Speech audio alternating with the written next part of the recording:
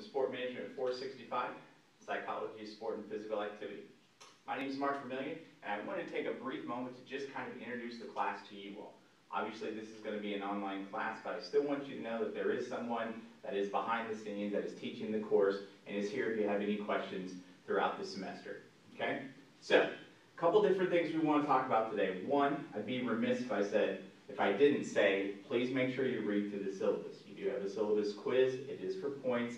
Everything is going to be posted on your Blackboard shell. But the thing about the syllabus that's really, really important is not just that it will tell you about deadlines, due dates, and things that are unique to the class, but it also provides you a lot of information in regards to university resources. Okay, so it really is an important document to have.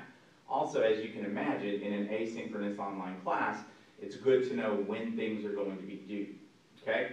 And that kind of bleeds into my very next set of topics, logistics.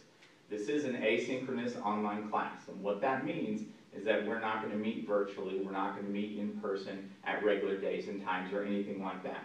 Okay? I do have due dates spread throughout all of the course to kind of keep you going. So when you're looking at section 1, there are various things that you need to accomplish by those due dates. And I try to put all that information not only in the syllabus, but also on the Blackboard shell in the course schedule. Okay? Another thing that's also going to be really important about the class is that everything is going to be run through the Blackboard shell. So if you're new to Blackboard, then take some time to get familiar with it, walk through, make sure you understand everything about the course in terms of where it's located, how to access it, those types of things. I'd also like to point out that not every class at Wichita State, not every class in sport management is going to look the same in terms of its Blackboard shell. Okay, so each class is a little bit different because we, as the instructors of record, we put these things together. There's not necessarily a specific template or anything like that, which is not necessarily a bad thing. It's good in the sense that each class can be sort of tailored towards what the instructor of record wants to do and how the students want to consume the information. However, it is worth repeating and noting that you need to make sure that you're looking at each class sort of separately, right? Each class is going to have its own deadlines. The professors are each going to post things in different places. Some use discussion boards, some don't. Okay, so make sure you're going through the Blackboard shell, and that's going to be really, really important. Okay, Blackboard shell. Make sure you really understand it. The other thing for us, anyway, in our particular class, is that since it's an online course, right, everything's going to be run through Blackboard. This means the quizzes that you take are going to be posted on Blackboard. Okay, this means that the assignments, once you complete them, you're going to upload them through Blackboard. Now, when you start thinking about Blackboard as a web-based application, right, this means you need to have a consistent internet connection. And sometimes there are going to be issues, you know, it just is what it is, right? Sometimes you're going to have a break in internet service, and that might mess up what you're doing in, excuse me, in the particular course. That happens, but you need to make sure that you try to put yourself in the best possible position to be successful when you're on the class a couple of times a week, and that means making sure that you're in a place that has a reliable internet connection. Okay? Now, I'd also be remiss if I didn't mention that there is no textbook for the course. Okay? So we have no textbook. I do this for a couple different reasons. One, the cost, usually. I mean, if I'm being honest, it's the cost of textbooks. They're extremely expensive, and I've tried to build the class in a way where the PowerPoint slides are the de facto textbook, if you will, for this particular class. Okay? So everything that you need to know is going to be located in those on the Blackboard shell within the section notes and those types of things. Now, you do have some required readings. Those required readings are hyperlinked within the notes that are posted on Blackboard. Okay, so again, you don't have to purchase anything, you don't have to go to the library or download anything. All you have to do is follow the hyperlinks that are in the PowerPoint presentations.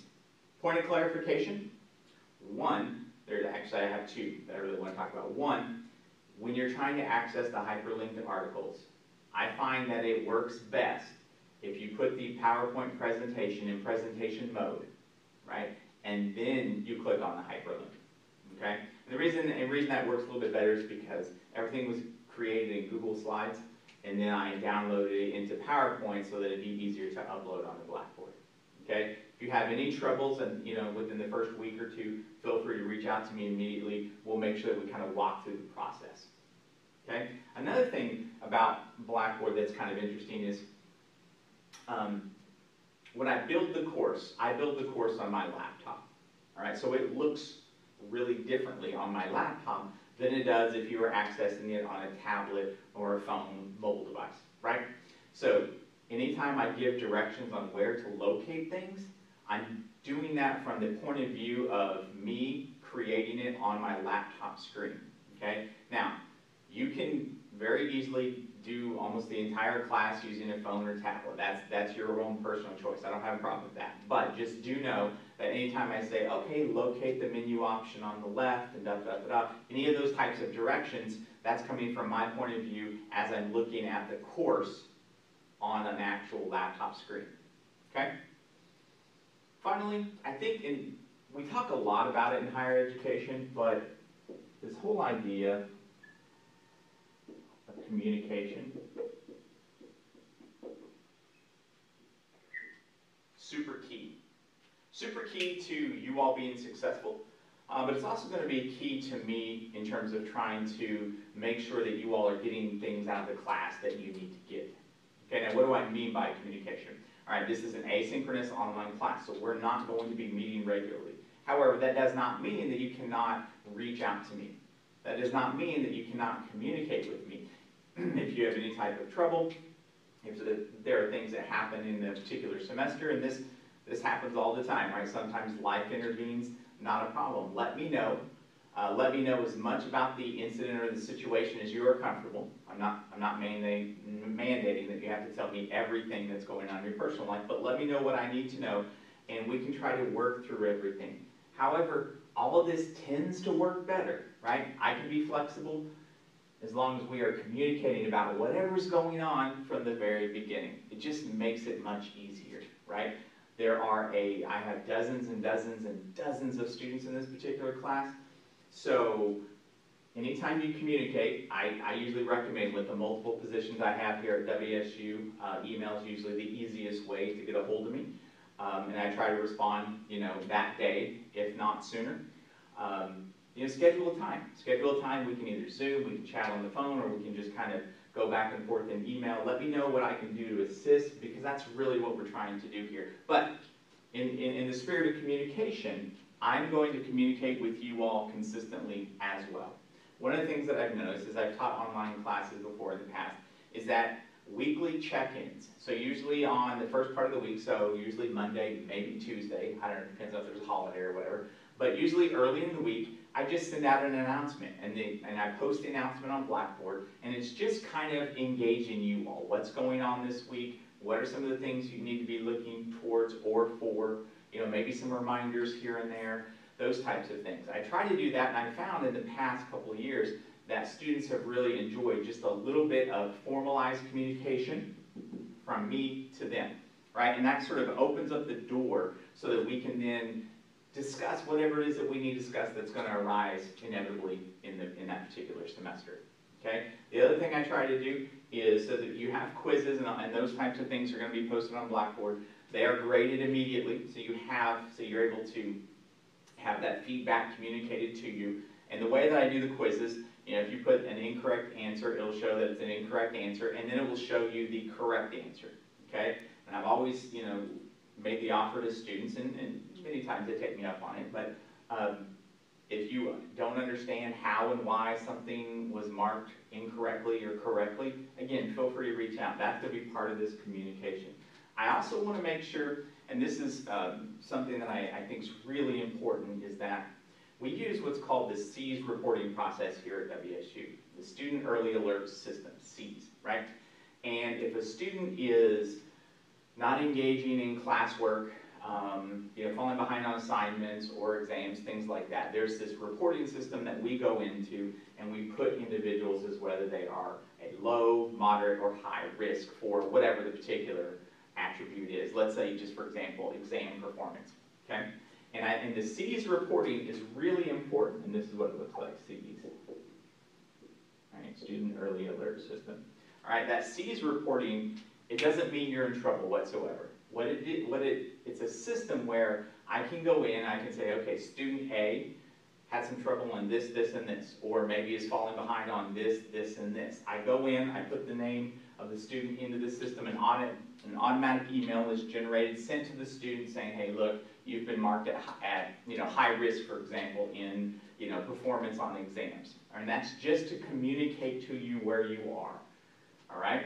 Now, if you get everything solved, and maybe the next week or in a couple of weeks, I can go and actually remove you, okay, from the C's reporting. There's nothing bad about this.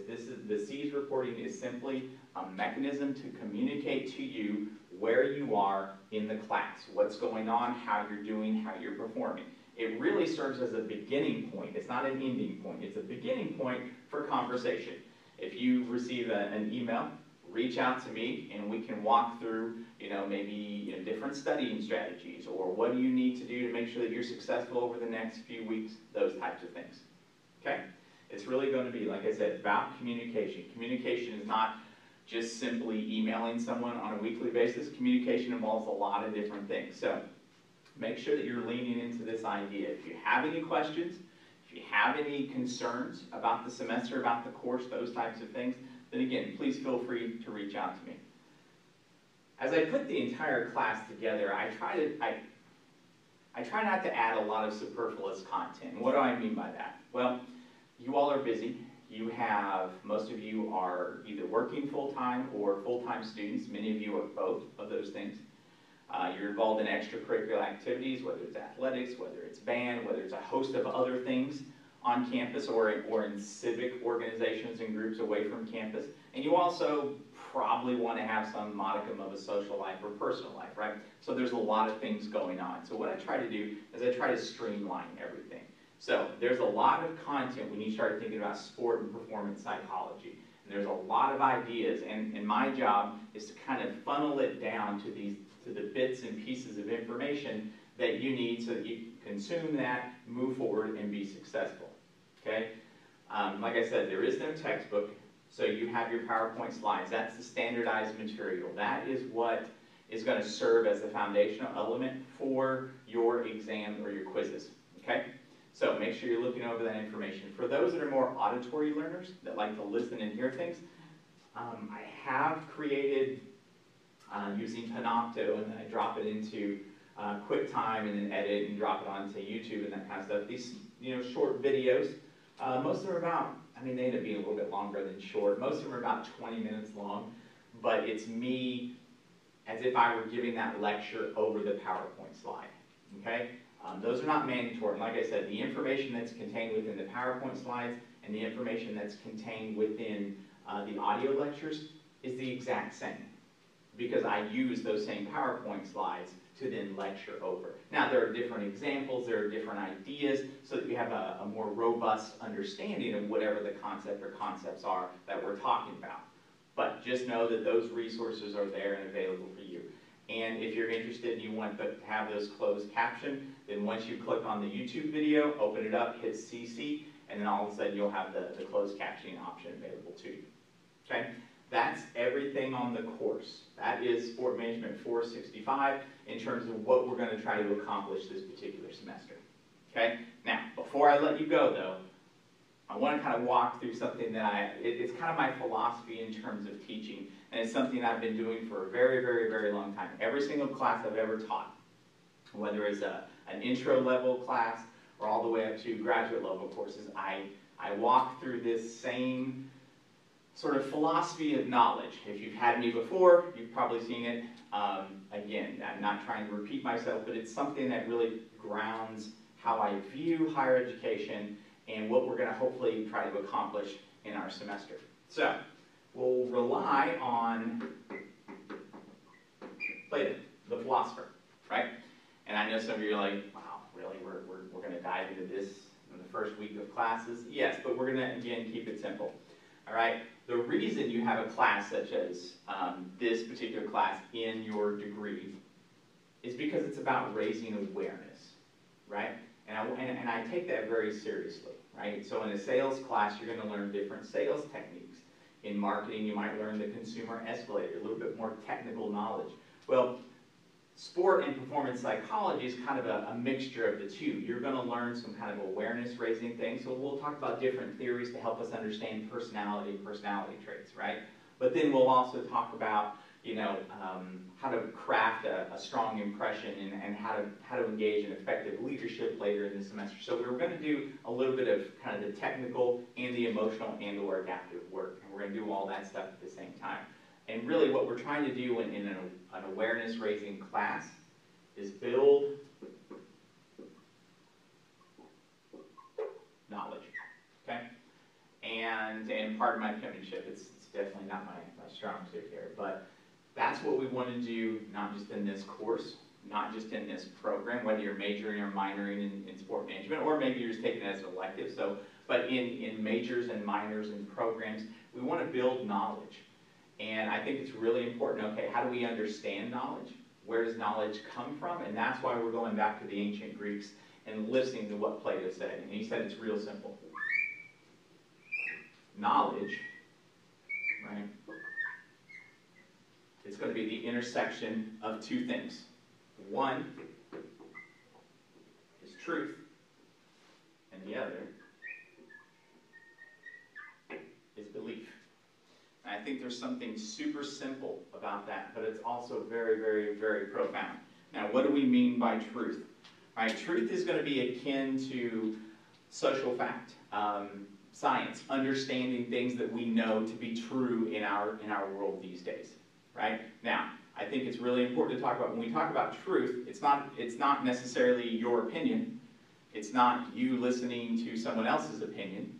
It's not, you know, hey, I read this blog, which is someone else's opinion, and I think that's what, you know, truth is going to be a little bit more about what is known, what is proven. And this is kind of where, for us, in terms of sport and performance psychology, this is really where the biological, the neurobiological, the whole idea of science is really going to come in and provide. You know, when we start talking about motions and, you know, making us feel good about different situations, well, now we're talking about, you know, brain chemistry. So dopamine being rushed through the system, and it's a hormone that makes you feel better about the world and all these different types of things, right? That's truth.